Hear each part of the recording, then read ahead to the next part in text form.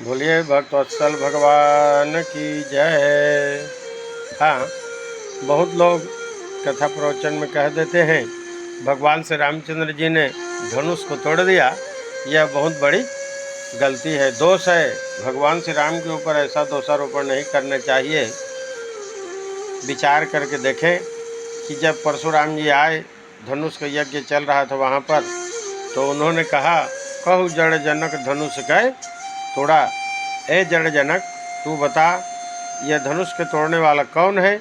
उसको मैं आज काट दूंगा। मेरा प्रिय धनुष था यह शिव जी का, इसको जिसने तोड़ दिया है।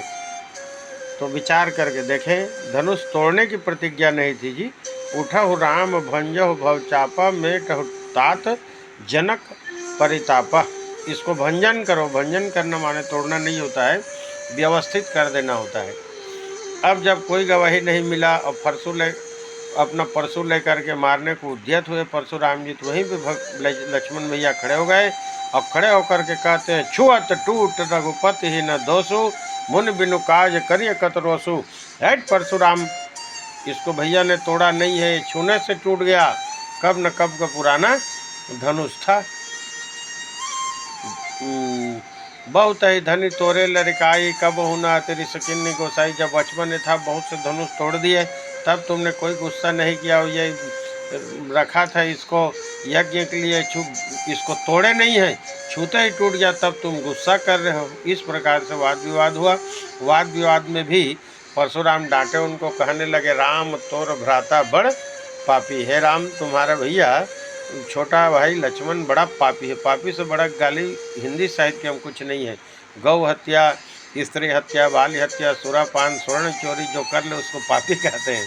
अब बताइए, इतना जोर से गाली दिए। भगवान राम को भी गुस्सा तो आया, लेकिन मर्यादा पुरुषोत्तम में रोक लिए और कहने लगे कि देखिए गुरुजी, मेरा तो सिर्फ राम नाम है, आपका परशु सहित राम है, परशुराम है। तब बोले, मैं राम द्विजो न भाष्यते, आप तो दूसरा नहीं बोलते हैं, इधर उधर की बात नहीं करते हैं, हमेशा सत्य भाषण करते हैं, आप बताइए क्या है। तब भगवान राम ने सबके बीच में कहा, छुअत टूट पिनाक पुराना, मैं कही हेतु करूँ अभिमाना। है परशुराम जी, ये कब न कब का पुराना धनुष था, मेरे ही छूते ही टूट गया, मैंने इसको नहीं तोड़ा है। छुअत ही टूट, छूने से ही टूट गया। पिनाक पुराना, कब न कब का पुराना धनुष था, मैं कही हेतु करूँ अभिमाना, मैं भला क्यों अभिमान करूँ। और वहाँ एक चीज़ और कहते हैं कि यदि कोई दूसरा कहे तो ठीक है, लेकिन आपका कहना ये अच्छा नहीं लगता। राम कहा मुनि कहो विचारी, रिस अति बड़ी लघु चूक हमारी की है प्रभु।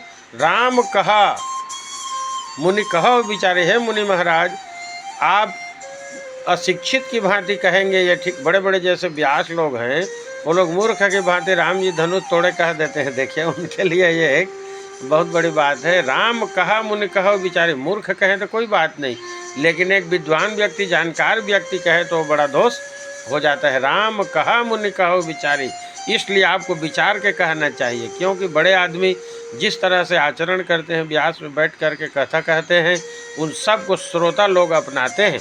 इसलिए हमें व्यास में बैठ किस तरह की अनर्गल वार्तालाप नहीं करनी चाहिए। राम कहा मुनि कहो विचारी, रिस अति बड़ी लघु चूक हमारी। आपकी रिस बहुत भारी है, आपने 21 बार निश्छत्री कर दिया, लघु चूक हमारी, हम तो थोड़े से चुक गए। तो पूछे कैसे चुक गए, तब कहते हैं, छुअत ही टूट पिनाक पुराना, मैंने तोड़ा नहीं, मैं तो छू के देख ही रहा था और छूते छूते टूट गया। कब न कब का पुराना धनुष था, मैं कही हेतु करो अभिमाना, भला मैं क्यों अभिमान करूँगा। बोले भक्तवत्सल भगवान की जय।